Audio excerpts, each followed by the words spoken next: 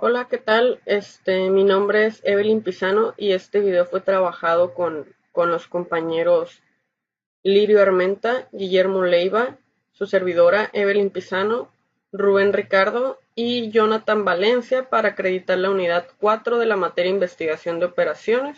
Somos estudiantes del Instituto Tecnológico de Tijuana de la Ingeniería Industrial y el profesor asignado a esta materia es Saúl González Montiel. Somos del semestre 4, grupo Y.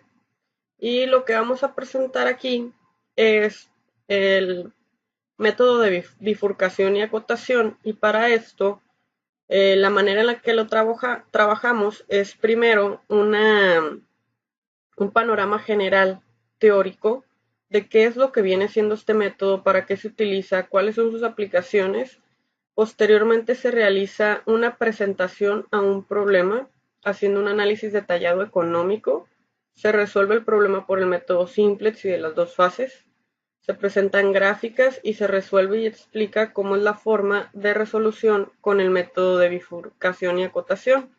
Y posteriormente se presentan las conclusiones. Y a continuación vamos a empezar dando un panorama general con la teoría.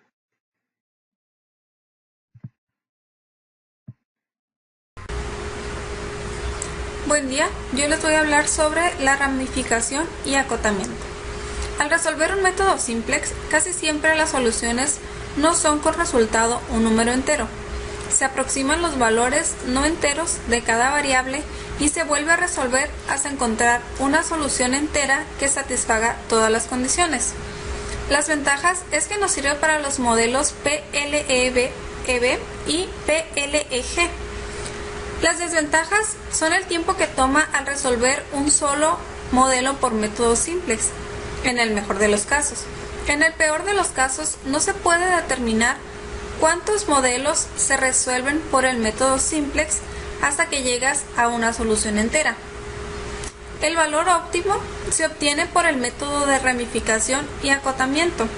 Es casi siempre menor al valor obtenido en el método simplex, para el caso del resultado con un número entero.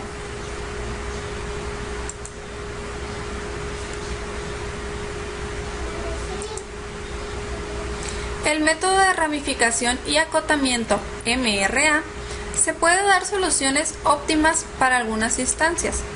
Sin embargo, para las instancias mayores, el tiempo de ejecución puede ser extremadamente grande y es importante entonces disponer de mecanismos que ayuden a disminuir los tiempos de ejecución del optimizador, ya que mejoran los tiempos de solución significativamente. Esto se debe a que al fijar una variable x en 0, por ejemplo, implica que todas las variables x tienen que ser 0. El modificar adecuadamente el parámetro de prioridades del método ayuda a obtener soluciones óptimas en mejores tiempos. Se dé prioridad a las variables en localización X para mejorar los tiempos de ejecución.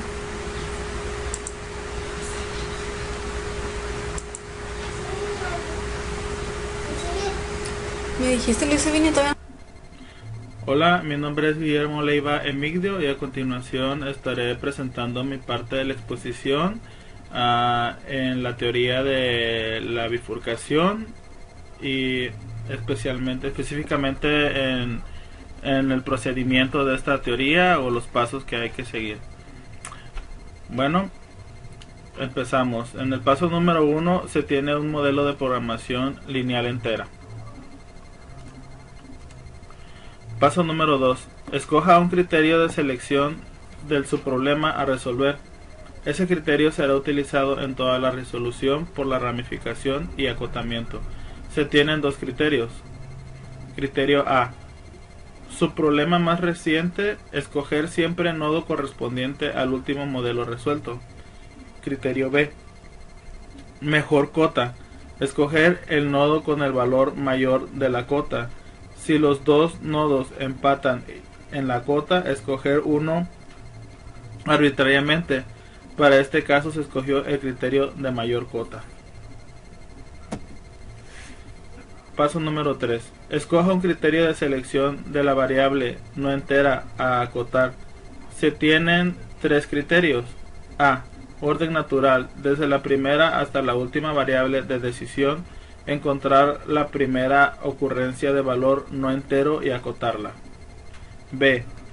Valor con la parte decimal más cercana a 0.5. Si dos o más variables empatan en tener la parte decimal más cercana a 0.5, escoger una arbitrariamente. C. Variable que participa en la mayor cantidad de restricciones. Si dos o más variables empatan en participar en la mayor cantidad de restricciones, escoger una arbitrariamente. Para este caso se escogió el criterio de orden natural.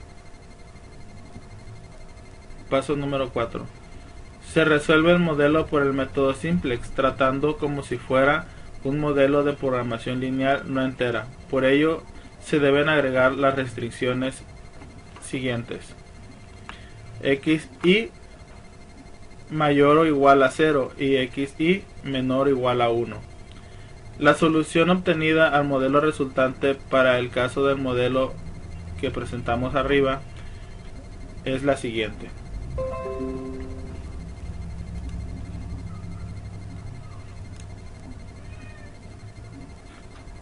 Paso número 5. Se crea un nodo enumerado con un 0 y al lado de él se anota A. El último valor óptimo PLEB o PLEG encontrado.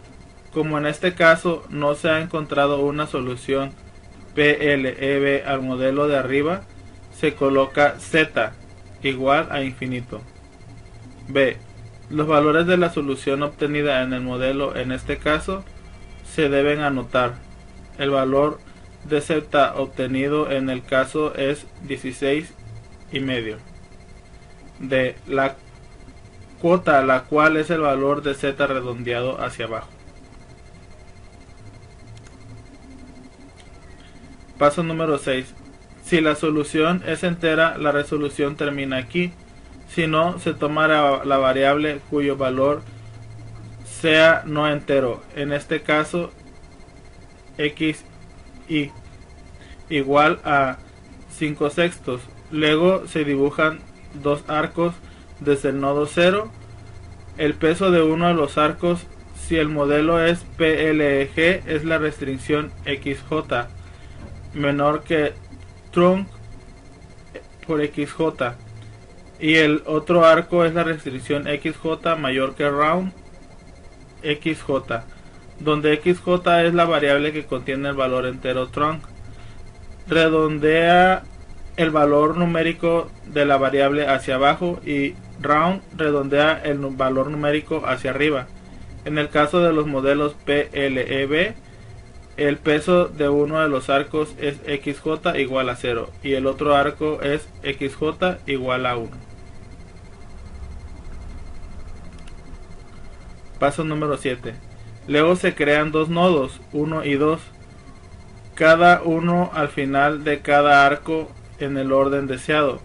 Para cada nodo se debe modificar el modelo del punto 2, agregándole a este la restricción del arco correspondiente y resolviendo el modelo resultante. Usted puede empezar por el nodo que usted desee.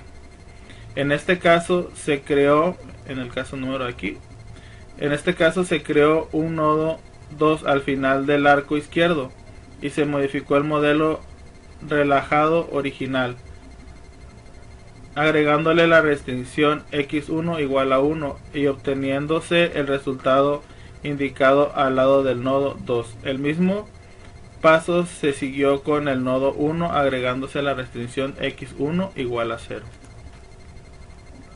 Paso número 8.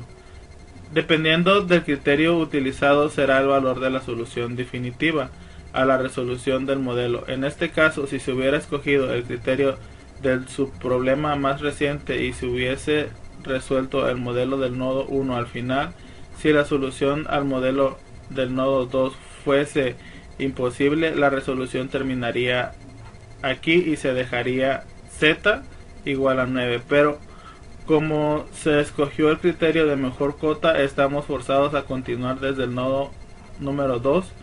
Nótese que también que para el nodo 2 existen dos valores de la solución que empatan en ser las más lejanas del entero. Si se hubiese escogido el criterio de variable con el valor más lejano del entero, estaríamos forzados a escoger arbitrariamente cuál acotar. Si se hubiese escogido el criterio de la variable que participa en la mayor cantidad de restricciones, hubiésemos tenido que escoger la variable x4 por estar en más restricciones que x2, pero como se escogió el criterio del orden natural, tenemos que acotar la variable x2. Paso número 9 y último. Volver al paso 4 y repetir respetando la numeración y al padre de cada nodo, hasta encontrar la primera solución entera que satisfaga todos los criterios escogidos. Como advertencia, en el caso del PLG, mientras se ramifica se pueden llegar a un ciclo dependiendo de la situación. Estos ciclos no son infinitos, a menos que quien esté resolviendo decida escoger nuevamente el mismo camino. Bueno, de mi parte eso es todo. Muchas gracias.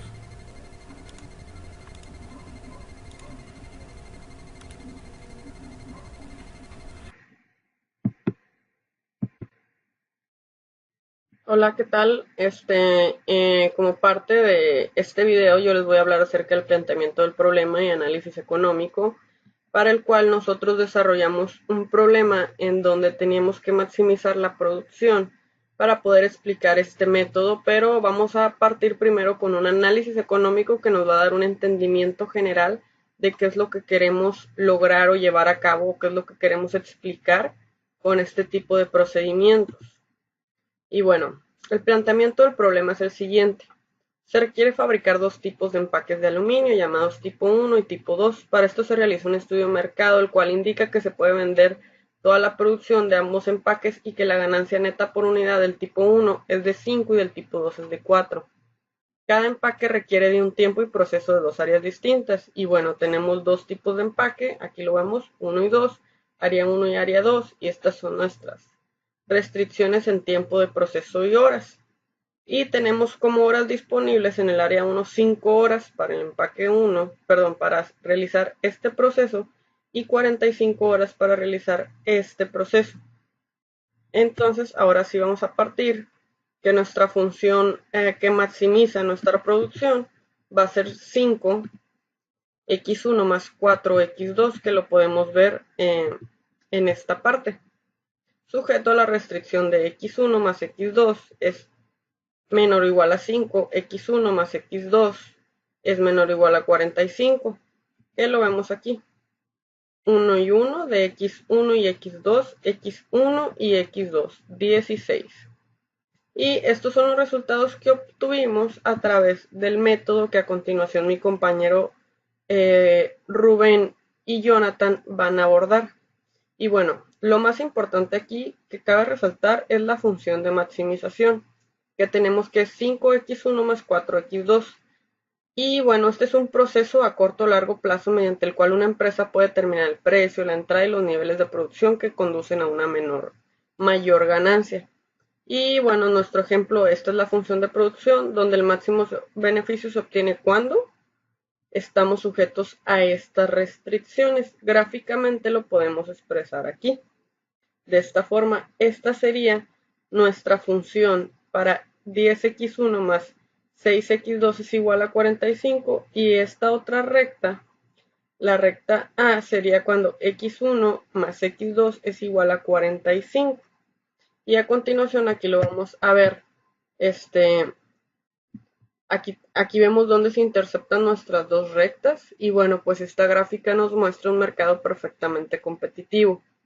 Para su producción en el tiempo disponible de 5 y 45 horas disponibles para la producción del empaque tipo 1 y tipo 2. Tenemos un nivel de producción simultáneo con dos áreas de trabajo, con dos áreas trabajando. En un análisis económico hay que tener en cuenta que en niveles más altos de producción, como lo muestra la función de maximización, el precio de venta deberá ser más bajo para poder ser vendidos ambos tipos de empaque. Y bueno, otro de los puntos a resaltar en el análisis económico es el análisis de estabilidad como tiempos en los procesos. Si bien la elasticidad de la producción es el cambio porcentual en la cantidad producida de un bien por firma dividiendo el cambio porcentual de un insumo utilizado para la producción de ese bien.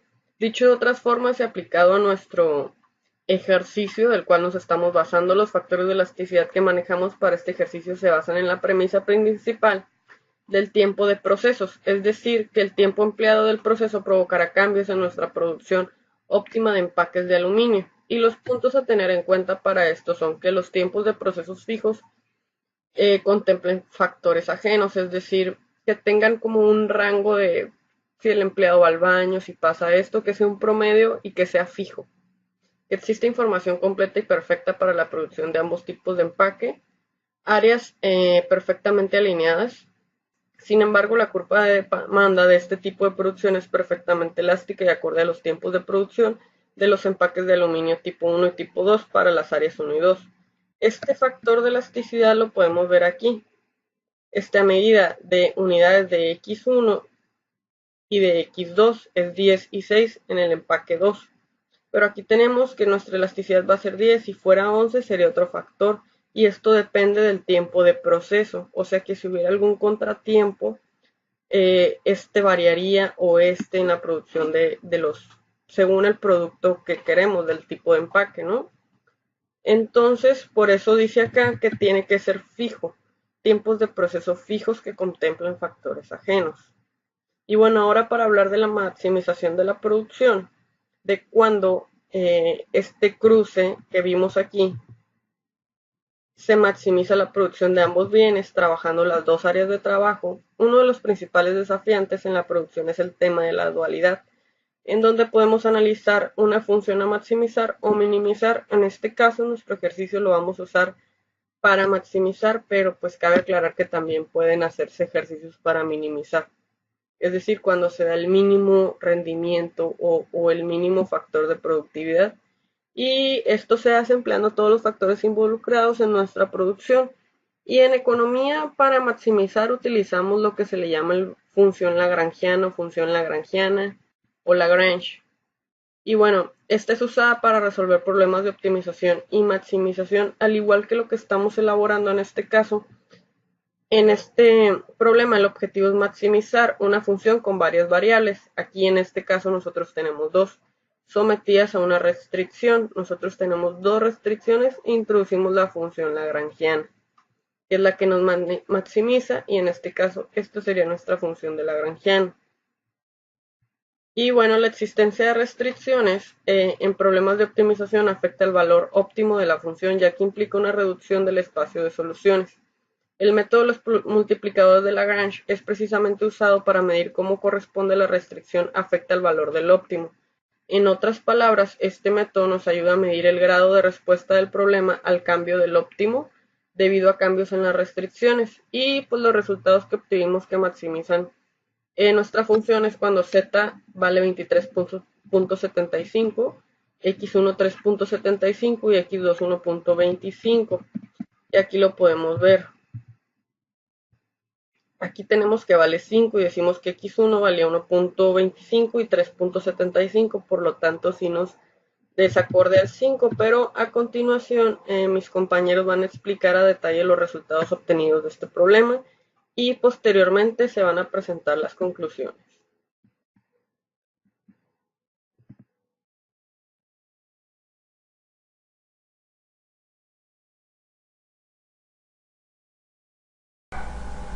Hola, mi nombre es Rubén Ricardo Peña y a continuación vamos a ver la solución del problema por el método simplex.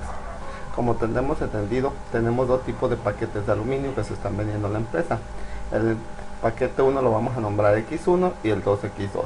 Sabemos que el paquete 1 se vende a $5 y el 2 es a $4, y es lo que queremos maximizar, que sería nuestra Z, lo cual está sujeto a dos áreas de empaque o dos áreas de producción. En el área 1 sabemos que disponemos de 5 horas y en el área 2 de 45 horas, y sabemos que para el área 1 cada uno de los empaques o paquetes se lleva 1 hora, y para el área 2 tenemos de 10 horas para el X1 y 6 horas para el X2. teniendo en cuenta que tanto x1 como x2 deben de ser mayores o iguales que 0 y nos pide en este caso que sean enteros. Entonces vamos a transformar esto, vamos a igualarlos a 0 para que podamos utilizar el método simplex para la solución del problema. En el primero, 10x1 más x2, le agregamos una variable de holgura que sería el h1 y ahora sí lo podemos igualar a 0. En el segundo, 10x1 más 6x2, le agregamos igual una variable de holgura y lo igualamos a 45. Entonces el z lo igualamos a 0 y quedaría z menos 5x1 menos 4x2 menos 0h1 menos 0h2 es igual a 0. Entonces obtenemos nuestra primera tabla, nuestra tabla inicial con los datos antes obtenidos. Ponemos x1, x2, h1 y h2 y nuestra solución y con nuestros valores. Ok, como vamos a maximizar, entonces tenemos que buscar los números negativos en z, los tenemos que igualar a 0 o mejorar para poder que sea la maximización. En este caso vamos a agarrar el más negativo, que es el menos 5. Entonces sabemos que nuestra columna de x1 es nuestra columna pivote y tenemos que encontrar nuestra fila pivote, ya sea en h1 o en h2. ¿Cómo se obtuvo? Ya sabemos, aquí tenemos seleccionado h2. ¿Cómo lo obtuvimos? Vamos a dividir el 5 entre 1 y el 45 entre 10. El que nos dé menor, ese va a ser nuestra fila pivote. En este caso ya sabemos que es 45 entre 10 es 4.5, entonces esta es la menor. Ahora este 10, que es el que está, que sería nuestro pivote, nuestro número pivote, lo tenemos que convertir en 1 para usar el método de Gauss-Jordan, si bien recuerdan. Entonces este 10 lo convertimos en un 1. Para ello tenemos que multiplicar un décimo por toda la fila H2 para poderlo hacer, convertir al 10 en 1, pero debemos de afectar toda la fila. Entonces un décimo por 10 es 1, un décimo por 6 son 3/5, un décimo por 0 es un décimo y un décimo por 45 son 9/2. Toda esta información, un décimo, 3/5, 0, un décimo y 1, 3/5, 0, un décimo y 9/2, lo vamos a poner en nuestra siguiente tabla. Los primeros, tanto z ni h1, no se afectaron en esta ocasión, pasan igual y decimos que sale h2 y entra x1 porque es donde la tabla pivote. Entonces esto se convierte en x1, ¿con qué? Con la información que tenemos acá. Ahora sí, por Gauss-Jordan tenemos que hacer que todos los números que están arriba o abajo de nuestro número pivote sean 0. Para ello, ¿qué vamos a hacer? Vamos a multiplicar 5 veces el x1 más el z, porque si decimos 5 por 1, 5 más menos 5, 0, entonces ya sabemos 0, pero va a ser toda la columna. Ahora va igual en el mismo caso para el h1. Aquí ya nos dijo 5 por 1, 5 menos 5, 0, 5 por 3, 15 menos 4, menos 1, 5 por 0, 0 más 0, 0, 5 por un décimo más 0 es un medio, 5 por 9/2 más 0 son 45/2. Ahora en la segunda es menos 1 veces el x1 más x2 menos 1 más 1, 0, menos 3/5 más 1 son 2/5, menos 0 más 1 es 1, menos 1 por un décimo es menos un décimo y menos 1 por 9/2 más 5 es un medio. Ok, esta información pasa a la siguiente tabla, que sería nuestra primera iteración, y ya la tenemos así con toda la información, ya con los valores en z, en h1 y x1. En este, como seguimos maximizando, buscamos el número que sea más negativo, en este caso es el menos 1.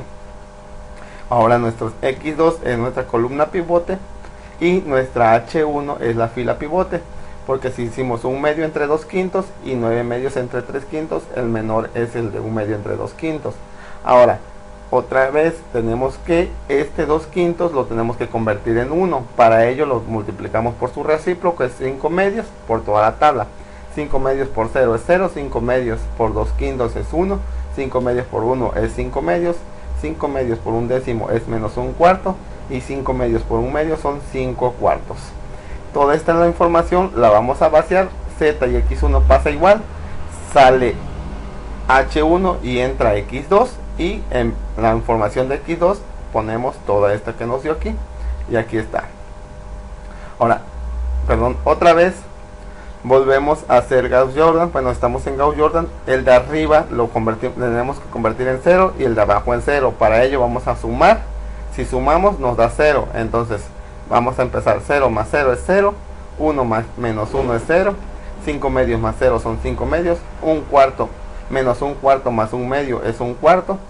5 cuartos más 45 medios son 95 cuartos. En este caso van a ser menos 3 quintos por el X2 más el X1. Avanzamos. Menos 3 quintos por 0, 0 más 1, 1. Menos 3 quintos por 1, menos 3 quintos más 3 quintos, 0. Menos 3 quintos por 5 medios es 1 cuarto más 0, 1 cuarto. Perdón, menos 3 medios. Menos 3 quintos por menos 1 cuarto más 1 décimo es 1 cuarto. Y al último 5 cuartos. Menos 3 quintos por 5 cuartos más 9 medios son 15 cuartos. Toda esta información la pasamos a la siguiente tabla. Y que sería nuestra tabla final. ¿Por qué? Porque si nos damos cuenta, ya hicimos lo que requeríamos de acuerdo al método simples, que es las variables básicas en Z tendrían que ser 0 o mayores que 0. Si aquí tuviéramos un negativo, entonces no tendríamos tendríamos que seguir la parte del buscando o hacer que nos den los ceros. Como en esta ocasión ya lo tenemos, o un mayores a 0, esta sería nuestra solución. Para Z son 95 cuartos, para X1 son 15 cuartos y para X2 son 5 cuartos, que en decimales son 23.75, 3.75 y 1.25. Esto sería por método simple en la solución, pero si recordamos nos pedía que se hiciera con números enteros, que quería que tanto X1 como X2 fueran números enteros. Entonces esta no sería. Lo que sigue es por la parte de la bifurcación y es la manera en que lo vamos a solucionar. Hola, ¿qué tal? Yo soy Jonathan Valencia y vamos a resolver el ejercicio por el método de bifurcación y acotación. Para resolverlo, primero tenemos que observar los resultados del método simplex, cuya solución óptima tenemos los siguientes valores, donde z es igual a 23.75, x1 es igual a 3.75, x2 igual a 1.25. Si bien podemos observar que los resultados son números fraccionarios, tenemos que utilizar el método de bifurcación y acotamiento para encontrar un resultado óptimo de acuerdo al requerimiento del problema. Una vez que hagamos el método de bifurcación y acotación, los resultados tienen que ser números enteros. Entonces vamos a proceder a realizar la gráfica, o cómo se realizó la gráfica, en donde tenemos las variables, las ecuaciones que tenemos presentes. Para determinar x1 vamos a igualar x2 a 0, por lo tanto una vez este producto se pasa dividiendo y x1 nos da igual a 5. De asimismo, para encontrar x2 igualamos la variable de x1 a 0 y el producto de x2 pasa dividiendo a la derecha, donde nos sigue dando igual a x2 igual a 5. Asimismo, para encontrar el término de x1 para la ecuación 10x1 más 6x2 igual a 45, procederemos a igualar el término de 6x2 a 0 y pasar el producto de 10x1 dividiendo entre 45, por lo cual x1 nos da igual a 4.5. Asimismo, para encontrar x2 de la ecuación 10x1 más 6x2 igual a 45, igualamos el término de 10x1 a 0 y 6x2 lo vamos a pasar dividiendo entre 45, por lo cual nos dará un x2 igual a 75. Bien, una vez graficado podemos observar que tenemos las dos ecuaciones, x1 más x2 igual a 5 y 10x1 más 6x2 igual a 45. Si bien podemos observar que en el punto B, de acuerdo al método simplex, aquí tenemos los valores presentados. Vamos a agarrar el punto más bajo de nuestra solución del método simplex, que es el término de x2, que es 1.25.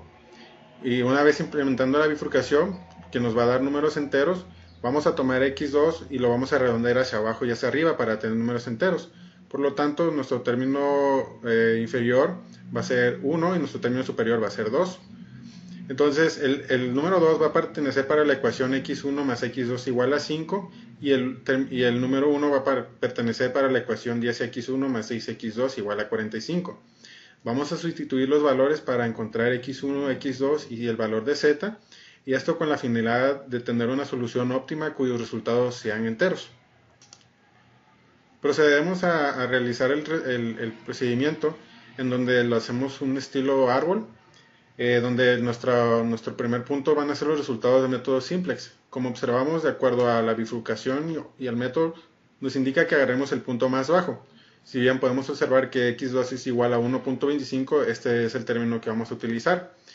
Una vez utilizado o pasándolo por el lado izquierdo por la ecuación de x1 más x2, este lo vamos a redondear hacia arriba, que es 2, en donde una vez que encontremos x2 vamos a encontrar z.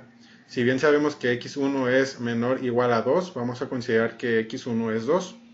Y sustituimos en la ecuación, en donde podemos observar que tenemos 2 más x2 igual a 5. El 2 lo vamos a pasar del otro lado con el 5, donde vamos a tener una resta, 5 menos 2, x2 nos da un igual a 3. Una vez que tenemos x2, pasamos a sustituir estos valores a nuestra ecuación para encontrar z, en donde podemos encontrar 5 por 2 más 4 por 3, que nos da un total de z igual a 22. Si bien podemos observar que entonces nuestros resultados quedarían consecuentes. Quedaría x1 igual a 2, x2 igual a 3 y z igual a 22. Bien, pasamos ahora por el lado derecho de la gráfica, en donde x1 es mayor o igual a 1. Considerando que x1 es 1, vamos a proceder a sustituir los valores en la ecuación, en donde tenemos 10 por 1 más 6x2 igual a 45. Este valor, este producto nos da un total de 10, que vamos a pasar restando a 45. Entonces queda 6x2 en el lado izquierdo igual a 45 menos 10, que nos da un total de 6x2 igual a 35. El valor de 6 es un producto, pasa dividiendo a 35, que nos da un total de x2 igual a 35 sextos, haciendo la división, nos da un total de x2 igual a 5.83. Una vez que tenemos este valor, ya tenemos la posibilidad de encontrar z, donde vamos a hacer un producto y una suma entre 5 por 1 más 4 por 5.83, que es nuestra x2, dándonos un total o dándonos el resultado de z igual a 10.83. Entonces tenemos los resultados siguientes: x1 es igual a 1, x2 igual a 5.83, z igual a 10.83. Entonces podemos observar que x2 y el valor de z son números fraccionarios, tienen unos decimales, por lo tanto no sería nuestra solución óptima. Al contrario de la ecuación por el lado izquierdo, podemos observar que todos sus resultados son enteros, por lo cual podemos considerar que esta es una solución óptima. Entonces la solución óptima para este problema es la que nos da los valores de x1 y x2 en los valores enteros, donde volvemos a repetir que z es igual a 22, x1 igual a 2, y x1 igual a 2 y x2 igual a 3.